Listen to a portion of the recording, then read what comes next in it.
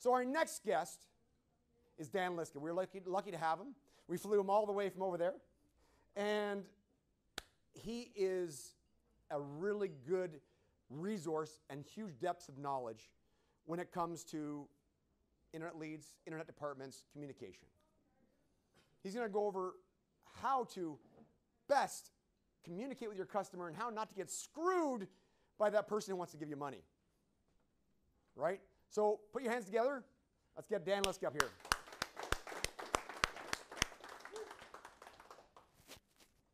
Thanks, Jay. Want to grab it on my phone? Yep. There you go. Thank you.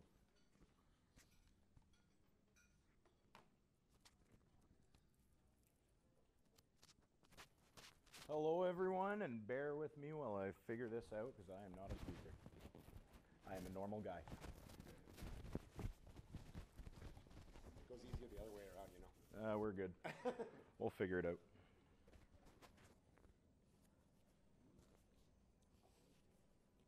You're dressing yourself wrong. I'm just lucky I dressed myself today. There you go. Dan Liska, everybody. Hello. Yeah, that was amazing. So let's be very, very clear. First and foremost, every single person in this room knows more than me about selling cars. Okay? I am not going to talk at all about selling cars. You guys are all way better than me. Here's what I have done, though. All right. So I might be doing some scrolling. Apparently, this clicker is not. It's giving me half screens. That's okay. So let's learn a little bit about me. Why should you even care about me? Because I can't teach you how to sell cars. Well, so I'm just a normal guy. Let's be clear. I'm not about the sizzle. I am about the steak. I am not about social skills. I am about process and teaching you how to make money and stuff like that. So that's what I'm going to bring to the table today. I'm going to teach you how to not suck. I'm not just going to say we suck. I'm going to teach you how to not suck. So, you know, just to understand a bit about me, my credibility, my belief system, stuff like that, I'm a super small town boy. If anyone's heard of Kincardine, that is where I'm from. It is about 5,000 people max. All that means is reputation is everything to me. Reputation should be everything to everyone in this room because we're in a very small industry. 15 years selling digitally. So that's really my value here. Yeah, I'm, again, not going to teach you how to sell cars.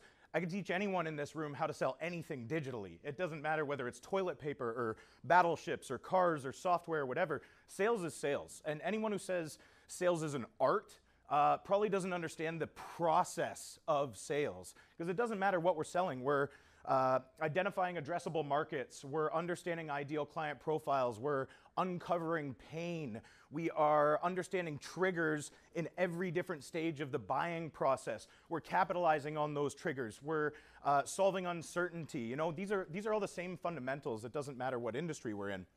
Again, why listen to me? Well, I've been an inside sales leader at about 6 hyper-growth companies so far. All hyper-growth means is that we grow our sales by about 300% year over year. We're not talking little bits of percent. We're not in industries that are in decline. Everything that I do is focused on growth. There's a lot of efficiency being thrown around in the auto industry right now. Everyone's like, oh my God, it's so hard to sell cars. There's so much competition. There's, you know, everyone's price shopping. Well, there's actually been a record number of cars sold. So someone's selling cars. It's the people that are very, very good at digital. Of course, I just accidentally hit a button there. Anyway, so my personal mission, you know, why am I here? I ain't here to sell anything. I am here to help. Because this mission right here, improving the quality of life for salespeople everywhere. There's so many salespeople in North America, and they're so affected. Their quality of life is always going up and down based on their performance, right? And it's ridiculous when we look at how much money companies will spend to select and hire and recruit people, and then they spend less than 5% of that on training them, and then they watch as half their sales reps turn over in 12 months. It's like throwing money into a black hole.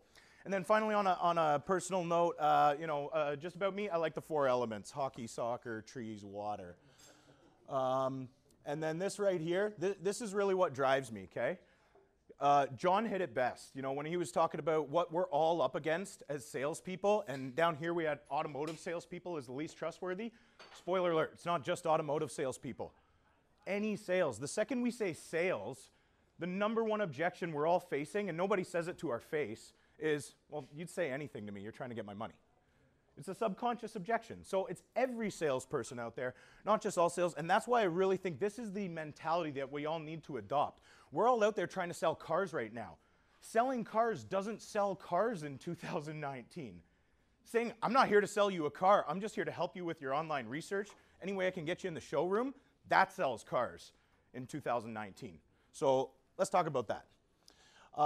Where do I got this knowledge from? I don't think I'm smarter than anyone, I promise. But I'm in kind of an unfair position where I get to listen to about 760 Canadian dealers tell me what really works and what doesn't work for taking people from online leads into the showroom. I work for a company that provides a full suite of digital retail tools, so all these different types of ways to get leads from your client and solve uncertainty from clients. I work with all OEMs and all web providers, so I see the entire range of brand issues and stuff like that. We turn online researchers into quality leads that stand in the showroom, so that's literally my life is helping dealers go digital. And then finally, my role, even though it says sales, my role is actually helping the dealers to change their processes, because we have this product where the sale is the easiest part of it. It's changing dealers' behavior and updating how they actually connect with their customers and bring leads into the showroom. That is the difficult part. So I am very sorry to bore you with all that detail, but I wanted you guys to all know exactly why someone who's never sold a car in his life can probably actually teach you something about selling cars right now. And I wanted to own that fact. So what's in this for you? I promise, using all these best practices, we are going to double the amount of appointments that you have standing in the showroom from your web leads. Benefit number one. Benefit number two, I'm going to challenge your mindset on growth and accountability. There's a lot of focus on saving money right now, making money. I don't know if you guys are aware, $1's a dollar. So tactics, resources that actually work in the real world right now. So I'm passionate about the sales, and you're going to see a whole lot of candy in the form of real resources that I can send to you guys after this, whether it's scripts, PDFs, assessment tools, checklists, whatever it is. I got all the candy in the world, but we're talking about stuff that works right now, not concepts. And finally, if none of that is interesting to you, I promise I'll eventually shut up. So just, it's all good. Anyway, I'm a real person. Who's seen the movie Moneyball? Quick show of hands. Best friggin' movie. Here's the summary. Brad Pitt uses analytics to win baseball games. Yeah, spoiler. Hey, listen, if you haven't seen it right now, you're in a cave. So let's talk about some lessons from Billy Beane. Now, Billy Beane was, he was not just a doer, he was a coach. He could do it, and because he could do it, he understood the context of those numbers. And that's really important. We're going to talk about science and process and stuff like that, but understanding your numbers without the context of numbers is useless, and it creates this fight between sales and marketing, where marketing goes, hey, I generated you a ton of leads. And then what does sales say? They suck. Oh, those leads suck. Give me more leads. Marketing's reply, what did you do with the leads that I sent you? So, first lesson. Let's talk about the culture of winning teams. And sorry, you know what? Credibility of Billy here. Why does he matter? He put a team that cost about $40 million up against a team that cost $290 million and was able to basically do the same thing. So we talk about efficiency and making money. That's what we're trying to drive with this culture.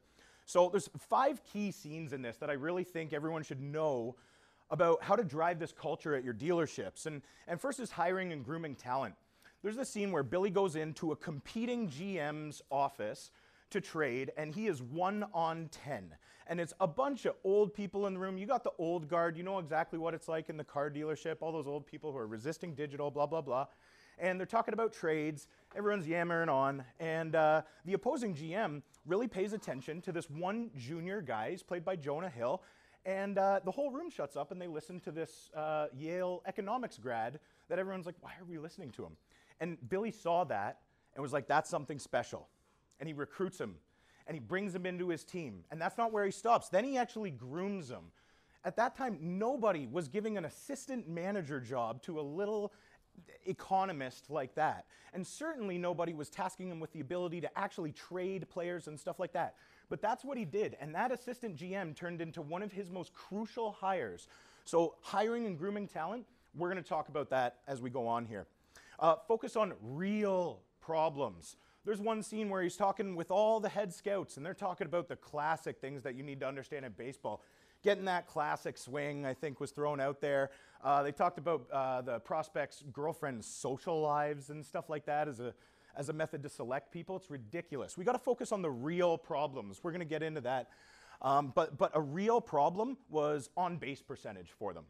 That's a real problem. It's a real stat. We're going to talk about what that real stat is for the auto industry. Spoiler alert, people in the dealership. So challenge the status quo. After Billy has the meeting with all his scouts and analysts to tell them exactly how old school they're thinking, the coach and the head scout, let me know if you have any sales reps like this, come to him and say, man, this is not the way that we've always done things. You are not letting me do my job. You are cutting my grass. We've all heard this before from the resistors, right? The detractors that feel like they're going to lose if our dealership goes in digital, right? But this is a paradigm shift we can't ignore. So what moves the needle? Remember this real problem? What moved the needle was on-base percentage, OBP. Okay, and everyone else was focused on the wrong stat. They were focused on the old stat. They were focused on runs. What comes before the runs? Getting on base. And what's more predictable than smacking a home run out of the park? Just getting on one base, just one. Okay, and so that's what he was able to do in order to just make daily bread every day. He had nothing and just on base, on base, on base, on base, on base, into infinitum championship. Finally, leaders don't take credit. So the coach that was super pissed off at him the whole time is like, Billy, you are not giving me the ability to run this team well. The coach literally tells him, I'm not going to do this. And Billy's like, you do it or you're fired, because that's how management works sometimes when you got resistors. But then the media goes, wow, look at this team. They're in the championship. They got no money. Holy crap. And you know who the media credit with? The coach. Man, this coach turned this team around like he's got nobody for players, right? It was all Billy. Did he get pissed off? No, absolutely not. Did he say anything? No. He was just focused on winning. Okay, so leadership lessons. And then the final one here, this is probably the most important one, because everyone's felt growing pains in the dealership. You start to do something, starts to catch fire, and then you get some momentum. And then you hit cruise control, and it's like, holy shit, yeah, we're all making good money, customers are loving us, blah, blah, blah. And then we run into growing pains. We hit cruise control. The results start to go like that. And what Billy does, he starts sending the assistant manager. He sends the assistant manager because he doesn't want to, fraternize with the guys too much. He might trade them. Well, sending the assistant manager does a piss-poor job of fixing that problem. And the only thing that fixed it was the GM getting out of his ivory tower, getting down on the ground floor and explaining the vision to people, explaining why you matter. Even if you're $400,000 a year, even if you're the lot car washer, even if you used to be a superstar and you're not anymore, you got to understand how they fit into the vision. So those are some leadership lessons, and I think that those lessons, I realize it's easy to say, so how do we actually take the concrete stuff back and put it in with our dealership? Well, I'm going to throw out a guess right now, and it's a pretty educated guess that most dealerships,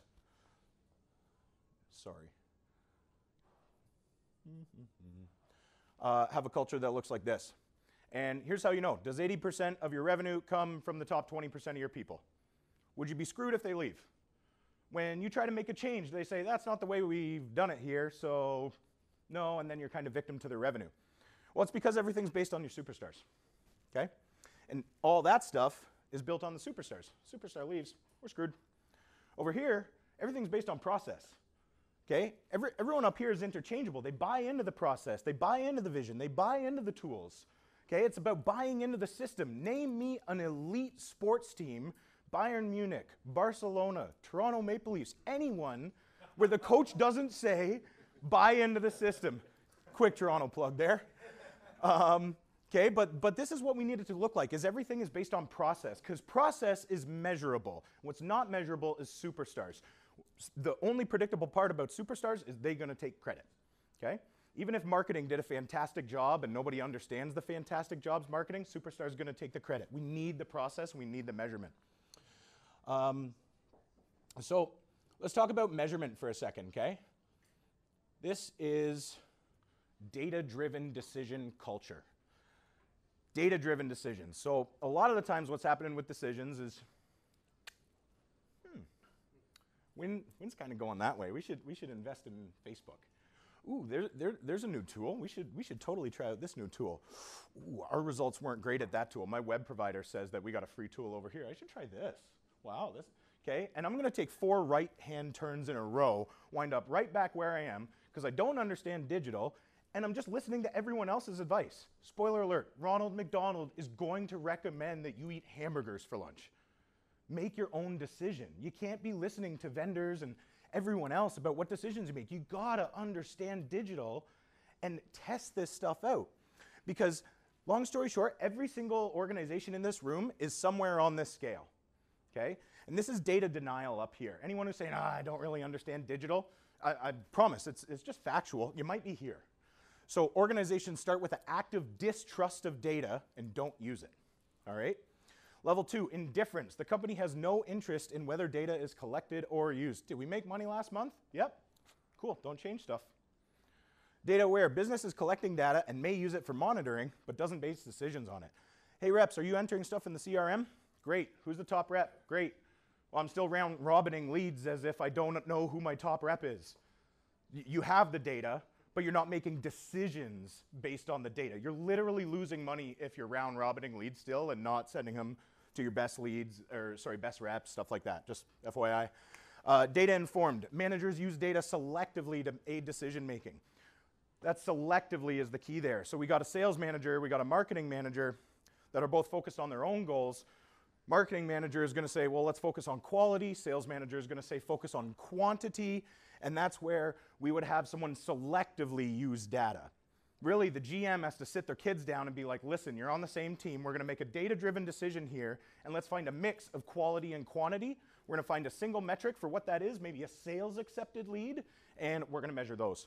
Then finally, data-driven. Data plays a central role in as many decisions as possible with the organization. It's very rare to get here, but that's where we got to be shooting for. As in, when the problem comes up, your first answer, and this is going to piss off everyone's ego in the room, I know, and that's okay because we're all humans, but your first answer should be, I don't know. I don't know. Let's look at the data. Let's read the data. Let's see what the data tells us, because data doesn't lie. Our emotions lie to us, and if we're lying to ourselves with our emotions, of course everyone else is lying to us with their emotions. Maybe it's not maliciously, but it's just out of protection for their own egos and stuff like that. Don't believe me? Who in here has asked a sales rep, why didn't you hit target at the end of the month? If you were a human being who has like legitimate fears and stuff, what would you do there? You're gonna throw something under the bus. You're gonna throw the leads under the bus. You're gonna throw something under the, just whatever it is, something's going under the bus. And the people that put their ego aside throw themselves under the bus and they go, honestly, I don't know. I tried. I can show you in my metrics that I tried. I need the help. And I can show you in my metrics I'm getting people on the phone, but I'm just not converting them to the showroom or something like that. So we can use this data to find out exactly where we need to help each other without asking them, hey, where do you need help? Where do you need help? Because you know what kind of answer you're going to get if you ask someone on your team where they need help? Same answer you're going to get if you ask your kid what they want for supper. Candy. Okay, like they don't know the answer. They can't know the answer. It's your job to know the answer as managers and spoon feed them what they're missing. So that's that data-driven culture, and that's the management culture, okay, is data-driven decisions. This is the team culture that we need to be hiring, that we need to be coaching, that we need to be reinforcing the expectations of. And if they're not of this growth mindset that we're communicating from the very start, well, maybe they're not part of a growth company, and that is okay too. But fixed mindset does things like avoids challenges, says, I am the way I am. They ignore feedback. They fight feedback. If you're a sales coach, you've probably heard, hey, why don't you try this? I think maybe, yeah, but did you hear where I tried to, like, okay, yeah, of course I heard that.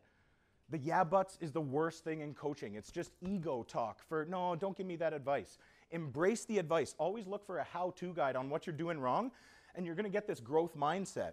And that's where we're embracing challenges. We have this attitude of fail forward. We learn from feedback. We're putting in more effort as opposed to less effort.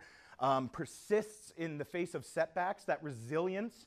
I mean, oh God, you guys know I love the Leafs. You know I hate Boston Bruins. But if there's one compliment I can give the Bruins, holy crap, are they resilient? You know, and that pains me to say. But they have that growth mindset, and that's the mindset that we need to really instill into the culture. So where is our team culture falling down right now? There are these 5 dysfunctions of a team. So absence of trust. This happens a lot when, let's say things like lead response time. Get your information in the CRM. Every single manager I talk to has problems with their team doing that. It sucks to hear, but believe me, I've spoken with teams on the ground level. You know what the #1 reason is? They think, man, that's not going to help me. It's going to help my owner get a bigger cottage. It's going to help my GM get a bigger bonus.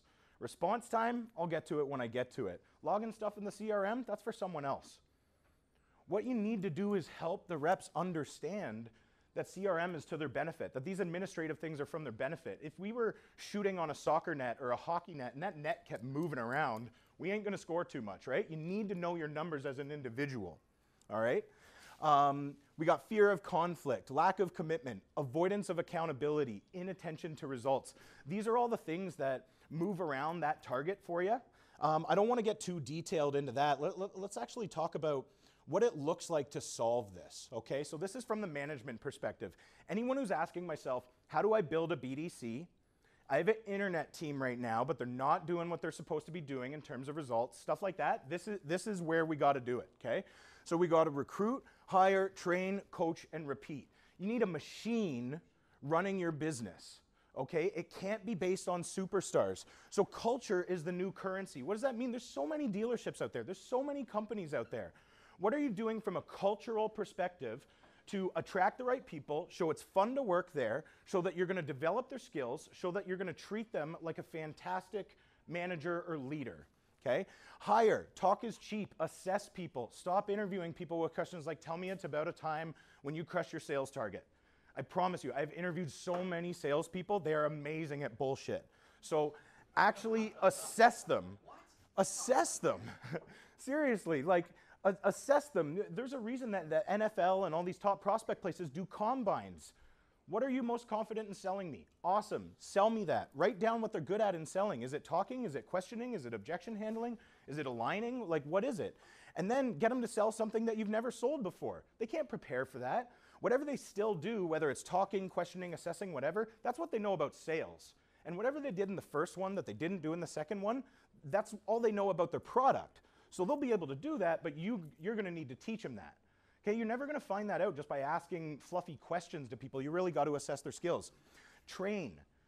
The average car dealer is spending something silly like $9,000 if you look at your costs to attract and hire people, and then they spend less than $1,500 on training them, and then 50% of their sales staff turn over in a year. Stop being surprised by that. Start putting part of that recruiting budget into the training side of things. Online training, self-serve training, invest in coaching, and that's where the coaching comes in. Remember, what do your kids want to eat for supper? Candy? They don't know the answer. How could someone know what they don't know until you teach them? All right, and then finally, repeat. So we're going to empower everyone. That's part of the culture. We're going to promote the best. That's part of the culture. Even if they don't want to go above and beyond, be a manager, we're still going to prolong their tenure. That's part of a culture. But always be recruiting. We're not doing our job if we're not backfilling all the people that we're either planning to promote or planning to, unfortunately leave the organization if they're not part of that growth mindset where they buy into the business. All right, so you know what? This is a lot of detail here. So for recruiting and hiring, we talked about culture is the new currency, but the biggest actionable thing I want people to take away from this is staff referrals. Okay, staff referrals has a quicker time to hire. It has a better quality of hire. They have more productivity. They have way better engagement. They like brand things on social media. And the hiring market is so competitive. Get a referral program in place. Anyone who's not paying employees like $500 or something like that to find those referrals, I promise you, if you took a calculator to your budget, you would find you were spending way more than that amount of money on these other older ways of hiring, okay? And we talked about the assess skills. Finally, in the interview process, stop selling the whole, if you put your head down and work real hard, you make 100 grand. They want clear expectations. Seriously, they want clear expectations. Can you pick up your phone this many times a day? Can you answer a lead with this response time? After hours, can you try to get a good response time by putting a template in your phone? Just ask them, put them to the test, okay? So those are the good actionable things for recruit and hire. For the train and coach, you don't have to do training forever. Train them to 60%. Let them grow the rest of the way, okay? You gotta document the process and use video. Every time you put someone through a training process and you're not documenting it, especially with video, you're just wasting your own time. Quiz for digestion. Make little quizzes. There's free tools out there like Udemy where you can put these courses together yourself. Spend the time to build it once and just watch as you hit copy and paste on these high quality employees. Involve your team in the coaching. It's the best way to build culture and make your current team members kind of feel elevated, and a bigger part of the company, and it's going to show you who your next future managers are. And then this one right here is incredibly important. So I'm going to talk to you a lot about growth mindset, pushing people's limits, stuff like that. This is one of the biggest important lessons that my father ever taught me. Separate your job performance from your personal worth. You absolutely need to do that. If we have a shitty sales month and then we go beat up on ourselves and tell ourselves, yeah, I deserve to have a shitty sales month because that's who I am. Guess what kind of month you're going to have next month? You need to separate the skills and performance management from your personal value. So the plays, I really wanted to skip through that because I promised people actionable, tactical stuff. So this moving target, suffering performance, I think it's really, really important that everyone just kind of understands the data-driven culture here. So a lot of times, though, what prevents people from starting a data-driven culture is kind of similar to what John said about social media. They know they should do it, but where do I start? I look at all these stats. What matters? I see 11%. Why does that matter? Well, 11% is across about 800 dealers in Canada what the average is for converting a lead to a sale from a source of trade-in leads. Why does that matter? Because if you're not converting at 11%, don't friggin' blame the leads. And if you're converting above 11%, teach someone how to do it. But it's really important to actually understand that benchmarking information, and then from there, how do we actually get to the 11%? Of those leads, 30 to 40% should book. 60% should be contacted. Of the appointments that come in, it depends on the quality of the sales reps, but 40 to 70% should be that close rate in the showroom. If you don't know your averages, you're kind of screwed, and we're going to go into that in a second. So 23%. What could that conversion rate be? Credit leads. Again, so how many people have seen the movie Glengarry Glen Ross? The leads are weak. No, you're fucking weak. Nobody's going to be that harsh here. But yeah, put that coffee down. But honestly, it's really, really important here. And I promise I'm not just talking to the sales people or the sales managers or the GMs in the room. When we're talking about marketing candy, what's this? This should be the conversion rate from unique impressions that you get to leads generated. So you can hand that off. And what's happening a lot of the times right now is we're converting like 2 or 3% of our traffic into leads, and we think that the answer is to get more traffic. The answer is to fix the 2% and get it so it's converting 15%. How do you do that? Content, personalization, actually offer value on your website. If your website is just taking information, it's not giving anything other than, we'll give you a call when we actually got time, guess what they're going to use to do the research? Google. Because it's easier to open a tab and type, what's the value of my trade, than it is to use your website, or what's my credit, or something like that, okay? We need to use the internet to help people along the purchase process. And then, why does all that matter? Because it's an inspection point. If you don't understand the inspection points of your lead sources, you're going to be victim to your sales reps blaming the leads every single time. Why didn't you hit your numbers? The leads suck. They didn't like the values. The leads don't get back to us, all that stuff. Everyone's heard this. But it's bullshit. It is literally bullshit unless you understand your inspection points. And I'm not telling you what your inspection points are. Find out your own inspection points. Go to Dealer 20 groups. Hit up your LinkedIn contacts. Ask other people in the same OEM, what are you converting for leads? But don't be this data ignorant organization over here that thinks to themselves, well, pretty sure we're doing good. But digital doesn't work. You know, like you can't have these two beliefs at the same time. So we talked a lot about being kind of a leader, and this is where I really want to break out and get tactical for the GMs and the owners in the room. And then we're going to talk to sales managers, and we're going to talk marketing and sales professionals. We're going to speed through this, but GMs and owners, we got to be a leader instead of a boss, okay? So bosses take credit, leaders give credit, we got to coach them, we got to develop people, we got to ask, all those fun things. But that, you know, that's probably stuff that we've heard before. Understanding the digital journey, we got to take a couple seconds on this slide, because what's happening right now is a lot of owners and GMs, if we think about the digital retail journey as a triathlon where we run and then we bike and then we swim, it's kind of ridiculous, but a lot of owners and GMs right now are picking up their bike and throwing it in the lake because it doesn't help them swim. Think about that for a second. That's not what bikes are supposed to do. Okay, so we need to understand digital retail. If any owners or GMs came here to say, I need to understand digital retail, this is your slide. You got 3 sections. Knows about you. That's your toll gate, okay? What a toll gate is in a process, it's just like when we go to John's country there and we drive on all the highways, we got to actually put something in a toll gate to get where we're going. So a lot of the times when we build a process, it's very tough to know, when are you in that stage of the process? When are you in that stage of the process? And if we ask 10 people, we got 10 different answers. A toll gate is the dollar you put in, okay? So if someone doesn't know about you, they're definitely in the maximize eyes section. If you know about someone, you have that lead, then they're in the can be contacted section. And if they've said, yep, I have intent to buy, and PS, if they walk into your dealership, they have intent to buy, even if they're telling you I'm not interested, then we got to get to maximizing the efficiency. But the point of this slide is you got to maximize eyes, maximize opportunity, and then maximize efficiency. And the throw your bike in the lake part, everyone knows about AutoTrader, Kijiji, DealerRater, all that stuff. That's what they do. Everyone knows about, you know, digital retail, buying cars online. The industry's not quite there yet, but a lot of vendors want to push that. Hey, buy cars online, right? And that's efficient. Nobody's talking about maximizing opportunity. All that traffic that's coming to your website and just walking off, and you don't know who was shopping you. Imagine this in physical terms. I walk into your dealership, I say, hey, I was just wondering, you know, can I trust you? And what's the value of my trade? What value could I get for financing? And you're like, oh, you're not ready to buy? Well, I mean, I got competitors down the road. Go research with them. Let me know when you're ready to buy. You would last for a week before getting fired. But that's what a lot of websites are doing right now, okay? Data-driven decisions. This is a very, very important thing for the GMs going, yeah, okay, I like your fluffy stuff about data culture, Dan, but how do I actually do this? Oh my God. Okay.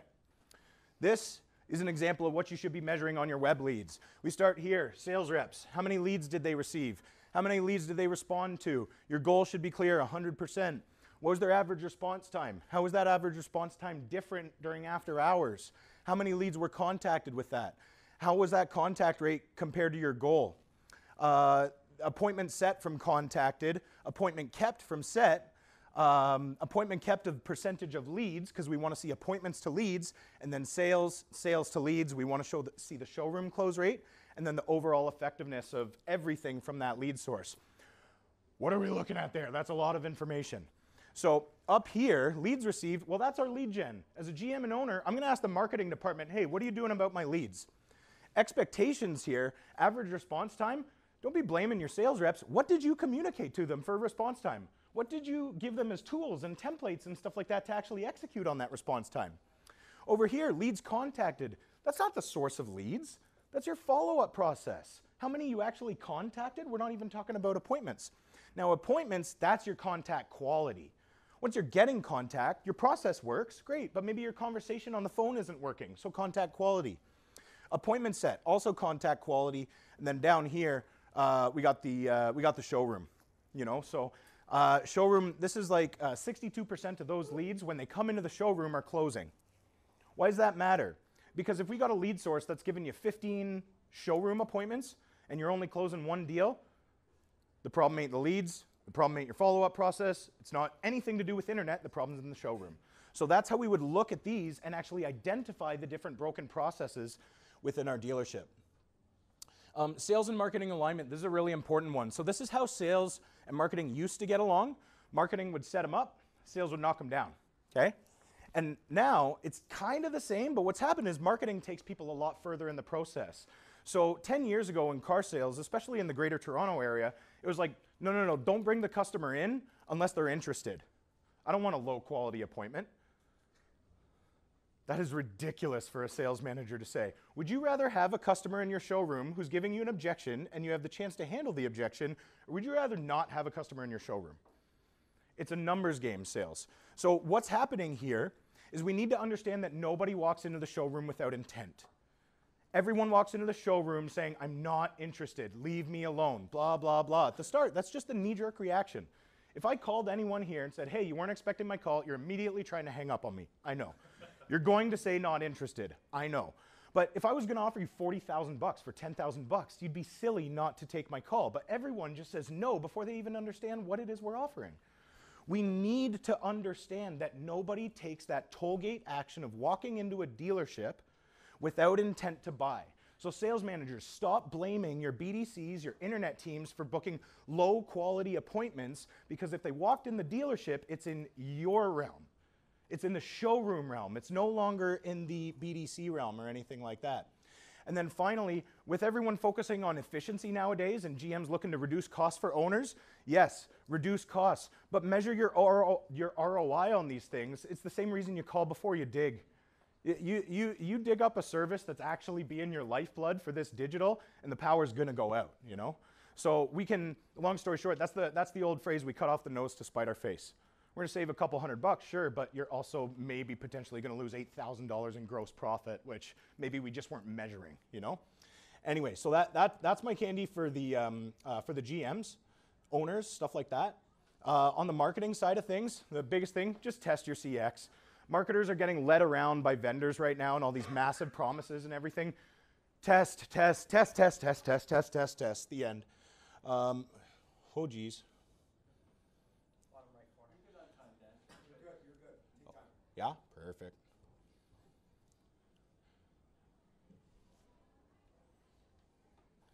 All right, so marketing management. Who all likes lying to their doctors? Me. That's essentially what we're doing when we measure all of our traffic without doing things like normalizing our data. We got two stores that we're comparing, and we go, this store gets more leads. That doesn't matter. Who gets more leads per 100 unique website views? That matters. And that's kind of like the answer to that normalizing data. Traffic without local IPs. If you were trying to measure foot traffic, would you try to measure all the employees of yours that walk through the front door? No. So identify the local IP addresses of your network and never count those towards your traffic. And then finally, adjust for seasonality. Running A/B tests is great. Running pilot programs is great.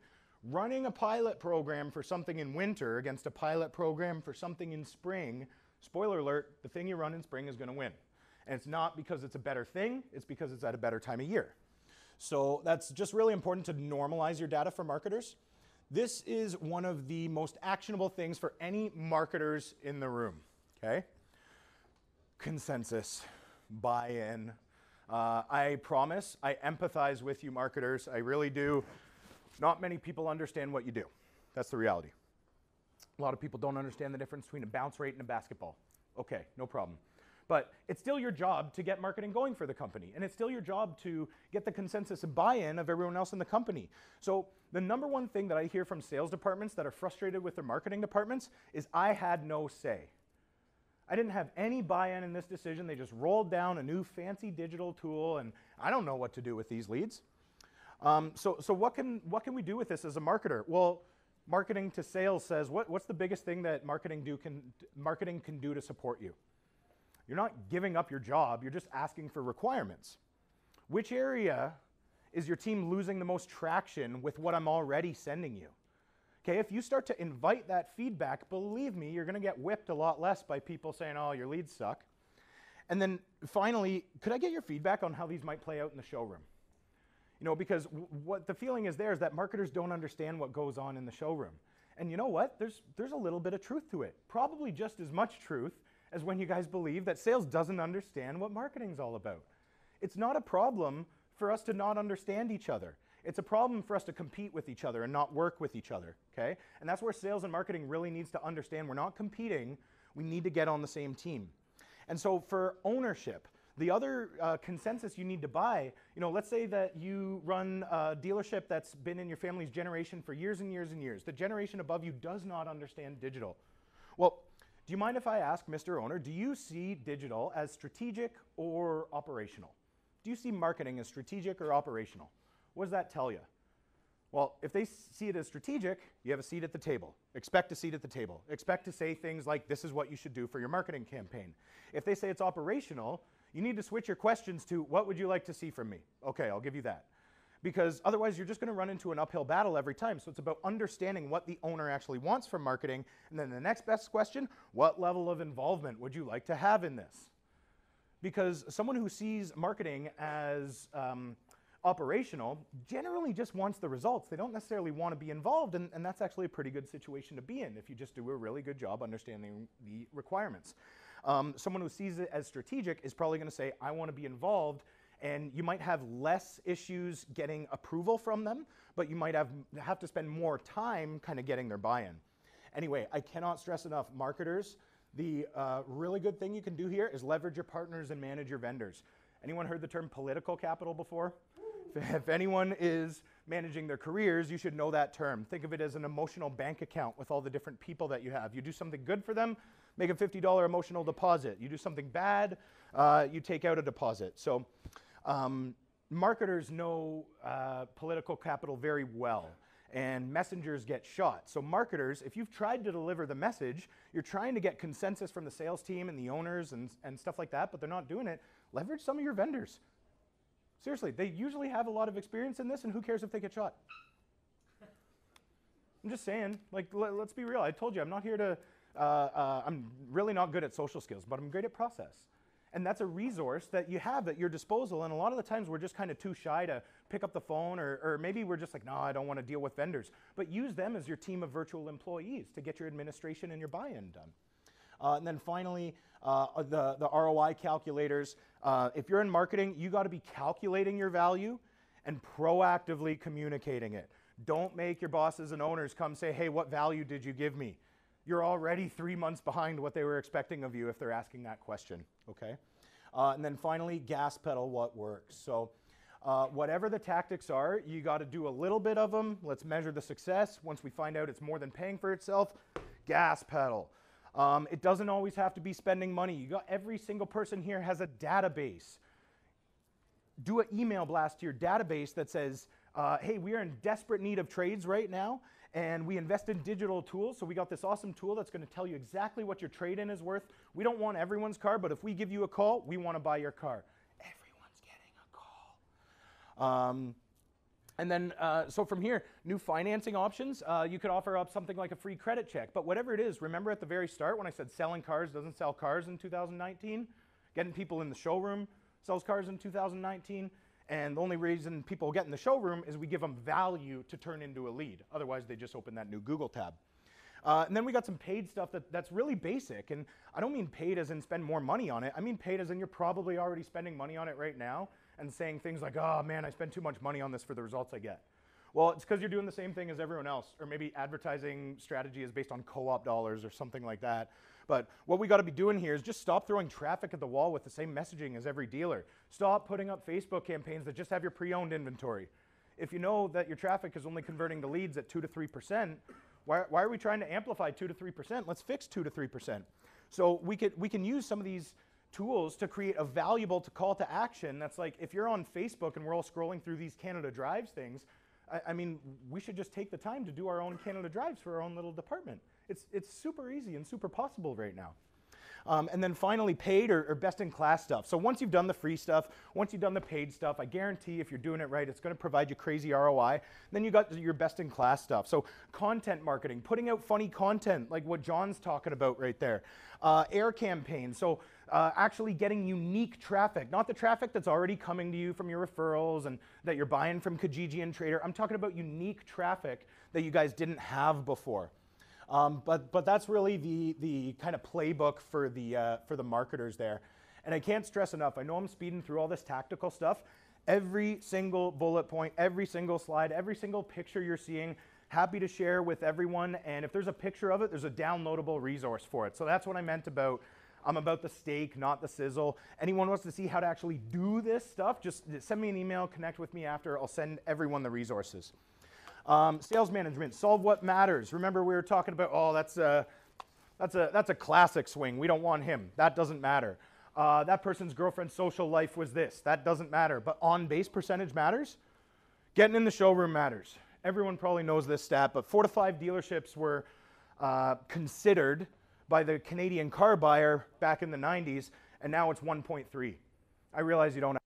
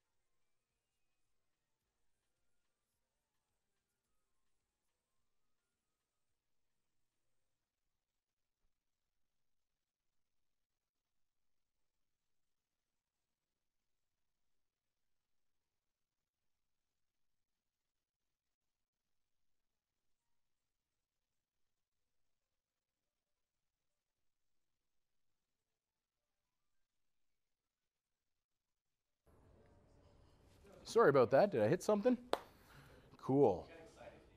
I am always excited. I go from 0 to 10. I'm coming in hot sometimes. So anyway, that OBP, anyone who really likes Moneyball and is wondering what that OBP is, it's people standing in the showroom. And don't let your sales managers or sales reps say things like they weren't interested, or they didn't like the value I gave them, blah, blah, blah. Like, your job isn't to debate with the customers, it's to relate with the customers. And that's really where this comes in, the don't accept excuses. So when they say things like this is the, asking your kids what they want to eat for supper and they answer candy. When they say I didn't like the values, that's not the real answer. What they meant is I failed to explain the values.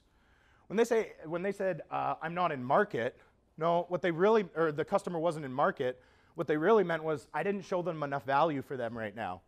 When they said the leads won't respond, what they're really saying is I need guidance on follow-up. So when they make these excuses, do you go run those excuses up to the owner and the GM? Or do you actually coach them and say, well, what does your follow-up process look like? On day 1, how quick is that activity happening? On day 3, how quick is that activity happening? So on and so forth. And down here, have you actually empowered them with a script? Have you let them write down their own version of the script or write down their own objection handles? Because not everyone is going to sell like you or you or you or you. We all have different styles. Okay? Have we actually given them the resources to make it their own? But bottom line, you can't accept excuses, but you also can't say, just get out there and do better. We got to be a leader. We got to coach. All right? So we got to learn digital and embrace support. So again, this is talking about actually getting together with the marketing department, because an example for something like trade-ins is the sales reps go, well, it took so long for me to provide them with a trade-in value. I had to run their appraisal, blah, blah, blah. Guess what? The marketing department can do all that right now. So why as salespeople are we trying to hold on to control of this archaic process when we could be handing it off to marketing and just dealing with these high qualified buyers instead of making our own high qualified buyers, okay? And then finally, data equals accountability. So that's why I'm saying don't actually accept those excuses. When the sales rep says those leads suck, no problem. Quick pause. Lawyers, why do lawyers ask questions? It's not to learn things. Not to do that either. It is to take people from psychological point A to psychological point B. Lawyers only ask questions they already know the answer to control the conversation. You ask any person who's good at sales, who's controlling the conversation, and the answer is simple. Whoever asked the questions. If your sales rep's talking all the time, they ain't in control. If they're asking questions they know the answer to all the time, they're absolutely in control. And so this is where we're going to ask the question, hey, what happened with those leads? You should already have all this information before you ever ask what happened with those leads, because then they get to make their excuse. Then you get to come in with the mommy or daddy knowledge. Oh, I understand how you feel like that, but what it says in these numbers, and numbers don't lie, is that blah, blah, blah, blah, blah. So now, do you mind if I ask, do you think it's possible that you could have done this if you had this tactic? Okay, cool. The expectation is this. There, now we had a coaching conversation about it. And it wasn't just, why didn't you do better? It's the end of the month. We didn't hit goal. So anyway, that's some sales manager candy. And then the sales professionals, this is really where I want to chat with everyone about, because this is where I'm passionate, you know, improving the quality of life of sales reps. Everyone is in sales, whether or not you realize it. Marketing, you're all in sales. Remember we just talked about getting that consensus? You got to sell your owners. You got to sell your sales reps. You got to sell your managers. You're in sales. Sales managers, obviously you're still in sales, but maybe not in the way you still think. You got to sell your team on buying into your ideas. You got to sell your team on the fact that they should actually listen to you for coaching and you're not just wagging your finger at them, stuff like that. And when it comes to the customers, what we need to do is have this paradigm shift in our mentality where selling cars does not sell cars in 2019. Helping people into the showroom sells cars in 2019 because that's our new on-base percentage. So we got to leave behind these old school phrases like, well, can I get you to? And instead use things that put the customer in control. Like, would it make sense for you to? Because who's all heard of all these closing tactics before? God, I hate those. You know, things like, oh, well, I could sell an ice box to Eskimos. Guess what? They don't need it. You're just literally creating a bad stereotype for our profession by bragging about that. Global warming. Yeah, well, that's a different topic. JP's smarter than me. But the point here is we want to talk about the illusion of control. It's 2019. The illusion of control works. Choice close, that doesn't work. Drop close, that doesn't work. The illusion of control close works. And the illusion of control is where we acknowledge all the unlimited options that a customer has today. Okay, so as an example, if I'm calling you, we're setting up a sales meeting, you know how I'm going to start that call? Why'd you take the call? Someone might be like, well, because you persisted. What do you mean, why'd I take the call? You're the sales rep. Well, sure, I know, but I realized you had an option to not take my call, you had an option to not book the call, you had an option to hang up on me, you had an option to not show up to the meeting. Like, why did you honestly show up for this meeting? The focus is on them. The focus is on, listen, if I'm wasting your time, I'll part ways right now, but I can probably do something pretty helpful for you. And so that illusion of control is where we acknowledge all these options that the user has, and we educate and we help them and we say, you have this option, I know you see that, but have you considered this option? Have you considered the pros and cons? And we're not asking, would you be interested? We're asking, I work with a lot of clients who insert what they just said there, and I help them with key benefit. Do you mind if I ask, do you ever run into that? Perfect, that's actually what I help my clients with. I help them to, and then say what you want to say. As opposed to, well, no, actually, the list price isn't what you'd ever get for it. What you'd get is the dealer price, and that's, you know, we got to do our overhead, we got to recondition the car, all that stuff. And then the customer leaves, says they're not happy with the value. Were they not happy with the value, or were they not happy with how you related to the customer and explained the value? Because believe me, some other good sales rep is going to explain that value in a way that relates to the customer, and they're not going to complain about the value. So we have a financing thing. We have a new piece of inventory. We have a. It doesn't matter what you have.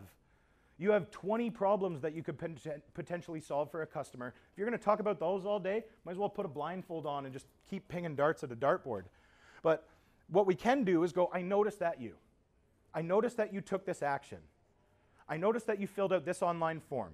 I noticed that you were on our website and you took this action, okay? Prospect knowledge beats product knowledge. If everyone online shopping is seeing this Nissan Sentra has this feature and this price and blah, blah, blah, and they can get that from everywhere, and everywhere says, well, yeah, I'll give you a sales call. When can you come in? But you're the one sales rep that picks up the phone and goes, I'm not looking to sell you anything. In fact, I'm kind of disappointed with how the car industry works today, and that's why I was calling you. I wanted to be someone different for you. Someone's going to be like, whoa, maybe I'm not ready to buy a car, maybe I don't like the dealership, whatever, but I like this person. And I'll at least tell the person, you know what, I'm not ready to buy a car right now, and you had great response time on those leads, but I'm okay for right now. You at least have contact. You at least have a conversation going. And now starts the online version of, oh, not ready to buy? No problem. I wasn't going to ask you to buy. But let me ask, you just took this action with your trade-in. What about credit? Do you know what your credit situation is? Oh, interesting. Well, I could actually help you with that. If you don't mind my asking, why don't you come in? I could have my F&I manager actually show you what rate you'd get approved for, but I can see your credit rating here because you use this tool, so I know you'd get approved. This is like your golden ticket. Just come on down, pick out whatever you want. I know you'd get approved. I'm not trying to sell you a car. I'm saying I can help you do your research. I know you would get this if you came into the showroom. Not I would get a sale, you would get this. And so that's where it's really, really important to focus on, and I know this is going to sound harsh, but again, my social skills suck and my process is sound. Sales professionals, nobody cares what you want. Nobody cares. And the second you embrace that belief and go, what I want doesn't matter, the only thing that matters is why did you come into the dealership today? What need did you have? Well, I'm looking for a minivan. I'm looking for a Chrysler Pacifica. No, you're not. Why did you come in? Is it getting the kids to work? Is it that you want something that actually looks really good and you don't want to be the schlep around mom? Like, what is it? Like, tell me the real problem. It's like when I interview 1 million sales reps and ask, okay, why do you want this job? What's their answer? Money. Oh, well, I want the money. Yeah, I don't care about that. What do you want to do with the money? Is it that you want clubbing? Is it that you want a cottage? You want to take care of your family? Like, that's what I really want. Because what's happening as sales professionals is we're selling the drill. We're not selling the hole. And you got to sell the hole. Does anyone know what I mean by that? Nobody cares about whether or not the drill is corded or cordless. People care where the fence is or where they got to make the drill. If it's by an outlet or if it's not by an outlet, well, sales rep's going to say, you need this. But what we're doing is as sales reps, we're going, this drill has a battery pack, and this drill has a cord, and this drill has a blah, blah, blah. When really what we got to say is, hey, what do you need the drill for? Oh, you got to drill a hole. Cool. Do you mind if I ask, where's the hole? Oh, cool. It's in the back. How far is that from your nearest outlet? Oh, okay, interesting. Well, based on that, it sounds like you need this feature. Just before I recommend something to you, do you mind if I ask, what material are you drilling through? Is it wood? Is it steel? What is it? Oh, cool. Based on that answer, well, what you really actually need is a drill that's going to work at this power. Okay? That is helping. That is the new selling in 2019. You're not telling them about the features. You're understanding the problem they're trying to solve. And then what you say about the features is the smallest part of the sale. You should understand so much by that point that someone is saying, hey, I'm ready to buy. Perfect. I was just about to ask you because we covered the whole thing. Anyway, so financing offers. That's a good thing that everyone tries to talk about, right? Well, what about just asking them if they know their credit rating? Because they're going to give you 1 or 2 answers. Yes or no? Yes? Perfect. Can I show you what rate you'd get? No? Perfect. Can I help you figure that out? Come into the dealership. I got experts. You probably get to a point doing online research where you're like lost and all the answers are general. I'm not trying to sell you a car. I was just hoping I could help you with your research. Okay? God, this is one of my favorite ones. Politeness does not equal persuasion. Who makes a lot of phone calls still today? Me. Beyond a lot. Who makes a lot of personal phone calls, though? Yeah, I mean, I can talk and I still don't want to take a call. My fiance will not pick up the phone, like not to save her life, not to set an appointment, not to take a call from her family, like text her or you're going to assume she's dead. But my point here is a lot of the times every human is going through all this fear of rejection, right? Especially your new reps who you just hired and you're saying, hey, can you do this? And it's always the new reps that we put on the internet leads, right? So that new rep is going to be so afraid of getting hung up on, and guess what they're going to do? Hey, how are you today? What? I don't even know you. You don't care how I am. That's trying to build rapport, wherever rapport is. 20 years ago, that's where rapport is. Credibility, there's so much choice out there. Everyone's got a friend that they're buying from, and everyone's got a friend that they don't buy from because they know the friend so well, they know they're not going to give you the best price. Rapport in 2019 exists, but it's really diminishing. Credibility is what sells in 2019. Because let me ask you this, who's polite on the phone in 2019? Sales reps. That's it. That is it. If I pick up the phone and ask, how are you? What are you trying to sell me, buddy?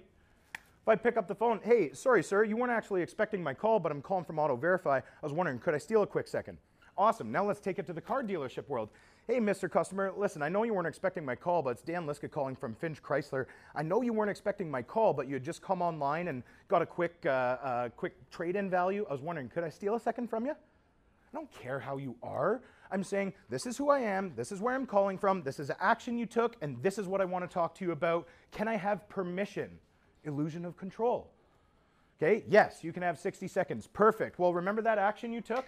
Now I'm going to ask you another question. Do you mind if I ask, is that true? You actually have that car, a 2014 Chrysler 300 or something? Yes? Perfect. That's why I called you so quick. We'd like to buy your car. I was just wondering if there was a time, maybe later this week or something, that you could come into the showroom. My manager would look it over and give you an offer. And honestly, I don't make this call too much, but really when your trade-in lead came in, my manager tapped me on the shoulder and said, we would sell your car immediately. You really wanted me to call you. So anyway, I know you weren't expecting my call. I know you weren't, or I know you're just doing some online research, but we'd really like to buy your car. Was wondering if you could come in. What am I selling there? Nothing. I'm trying to offer them an offer on their car. Because guess what? Guess what's important about that toll gate of they took an action? This is where we're talking about sales rep excuses again. Oh, they weren't looking to buy a car. They were just curious what their trade-in was worth. Yeah? Is that much fun for you, collecting trade-in reports? Nobody's doing that just for fun. They're doing it because they're somewhere on the car buying journey. And you need to know that if they're at the point of wondering what their trade-in is, they're going to tell you, I'm not interested in buying a car. Why would they be interested in buying a car? Because they haven't figured out what their trade is worth. They don't even know what their financing is. So there's all these little stops on the journey to buying a car that don't change. And what's happening is they're all running a marathon right now, and we're all hanging out at the finish line going, hey, come to me, come to me, come to me. The best dealers at digital are hanging out halfway before the race is done with a cup of water. They'll be like, hey, you thirsty? There you go. Now they like you before they've got to the finish line. And let me tell you something, if you teach someone how to box, when they go to step in the ring, they will buy gloves from you, period. Why in the would they buy from anyone else? You can't buy trust. So anyone thinking that the customer's price shopping everyone nowadays, you're just connecting with them too late. There's something called the bond of joint discovery that happens in sales. This isn't auto sales, this is just sales knowledge. The bond of joint discovery is what happens when the buyer and the seller acknowledge the problem at the same time. So, it doesn't matter who it is. If you don't understand digital, if you don't understand digital, if you don't understand digital, and I call you and help you understand a problem that you didn't know you had before, we have the bond of joint discovery. We have the bond that exists when I helped you understand that you had a problem you didn't think you had. And it's the same for buying a car. You had a trade-in report. I know you're not interested in buying a car. I was just hoping to help you with the very next step. And by the time they actually are ready to buy a car in 2 weeks, 3 weeks, whatever it is, guess who they want to buy from? Because why on earth would they waste their time to try to find someone else they can trust? When they know they can trust you, you just helped them and you weren't trying to sell them a car. Yes, you were. So anyway, hopefully that makes sense. Quick little bit of the objection. I got to clear up here. Alrighty, so we're going to talk about objection handling for a second. Remember the choice close, stuff like that? And this is really where we'll kick off here, because this is the most important thing for the sales reps right now. Because telling is not selling. And if telling was selling, everyone would be in sales, everyone would make $1 million, it would be so easy. But selling is asking the questions. So as an example, customer doesn't have time. Well, it'll save you time to do this. That's not going to work. What will work is softening, confirming, aligning, and trial closing. Softening, yeah, that doesn't surprise me at all. Of course you say that. I completely agree with you. I would be crazy to not think that. These are all different ways to soften up what we're about to say. Confirm, we're going to prove that we understand their concern so well that we're going to elaborate on it. So if their concern was, I saw a higher value somewhere, well, that doesn't surprise me at all. A lot of my clients say they found higher values on wherever they said they found it, Kijiji, AutoTrader, your website, whatever. Then we're going to align. We're going to do what lawyers do. We're going to ask 3 questions that we already know the answer to in order to get them on our side. So that doesn't surprise me at all. A lot of my clients say they find higher prices on Kijiji or AutoTrader or something like that. But do you mind if I ask, when was the last time you sold something on Kijiji? Oh, interesting.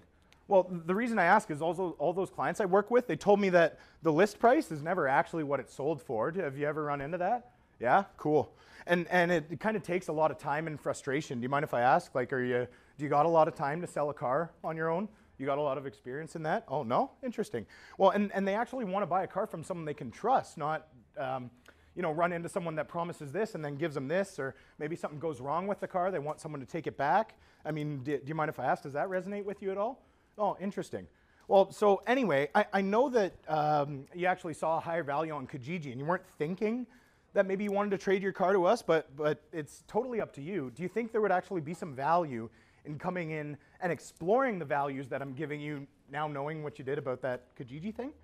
So it doesn't matter whether it's Kijiji or whatever, but what matters is that you soften, confirm, align, and trial close instead of just going, no, actually, what a trade-in value is this. Because that's what happens. We just explain, we tell, we don't actually sell. Other than that, the mindset over the skill set, we've talked about that. You can't be selling cars. You got to be helping people into the showroom. Following a process, I'm going to shoot that over to the managers. And then finally, we got to arm ourselves with tools. So tools are your scripts. Tools are your email templates. Tools are your objection handle scorecards. These are some incredibly high-performing email templates. There's 2 really important things here. Number 1, and this changed my life, when I first heard that emails written at a college reading level are opened and replied to about 20% of the time compared to emails written at a grade 6 reading level or below, I can write smarter than this, but I don't because it costs me money. Okay, so, hey, just wanted to follow up on my recent email, but don't worry, I understand how busy you are. Didn't want my email to get lost in your spam. You just bubble it up and give them the subject line, okay? But very, very high-performing trade-in leads, simple email templates. You also want to have text message templates too. If you're not connecting with the customer the way they want to be connected with, you're dead. That's an example of a very simple, personalized email template. The number 1 reason people aren't getting back to your emails right now, they're crappy templates, not good templates. They're templates that say, they're not specific to a lead source. It's an immediate autoresponder that says, hey, we're very proud of our dealership. We'd really love to let you know about a lot of specials. Hey, Bill, I'm Dan from Finch Chrysler. Thanks for coming online using our trade-in tool. Did you get the report okay? It's an email. I'm asking a question just to involve them. They might answer, they might not, but I sound like a real person. You have a 2014 Chrysler 300, right? If so, we'd like to buy it off you. Can we chat quickly? Thanks in advance. That is one of the highest performing email templates across over 800 dealerships in Canada. It's so simple. It's so personalized. There's no fluff. It's just credible. And it talks about the action, okay? And then from there, and this is the very last thing I'm going to land on because this is your home run. This is the freebie. Go to like useloom.com and get that tool for free because this has changed my life. You know how you can only send an email that big, but you probably got that much to say? You know how nobody actually clicks on and engages in emails? You know how everyone's telling you to do video? That's great, but what about for your web leads? Show them what they were doing online and respond with a video. Okay, instead of the call, instead of the email, send the call, leave the voicemail. Hey, it's Dan, wanted to buy your trade. Listen, I know you're super busy. I'm going to send you an email. Don't worry about calling me back. You know why? Nobody calls back voicemails. But what they do is check their voicemail and then check their email. So let's follow that trail. I'm going to leave you a voicemail, send you an email. On email, I'm going to send you an email, and that email's not an email. It's got a video. And that video says, Hey, Mr. Customer, it's Dan calling from Finch Chrysler. Listen, I know you weren't expecting my call, blah, blah, blah. Would really like to buy your car. P.S. I noticed when you were online that you were checking out this car right here. If you wanted, when you came in for your trade, I could have one available, but don't worry, I know you were probably just doing some online research. The car we're trying to sell is a P.S. It doesn't matter compared to the problem that the person is trying to solve online when they're doing the research. Solve one problem they have, not the 9 they don't, and everyone will buy from you, I promise. And yeah, so that's really where it ends, but if you guys could take away anything, please help people into the showroom and you will just sell cars. If you try to bring people into the showroom to sell cars, you ain't selling cars. They're going to who's ever helping them into the showroom. Yeah, so thank you very much, everyone. And finally, thank you, everyone! Thank you, everyone!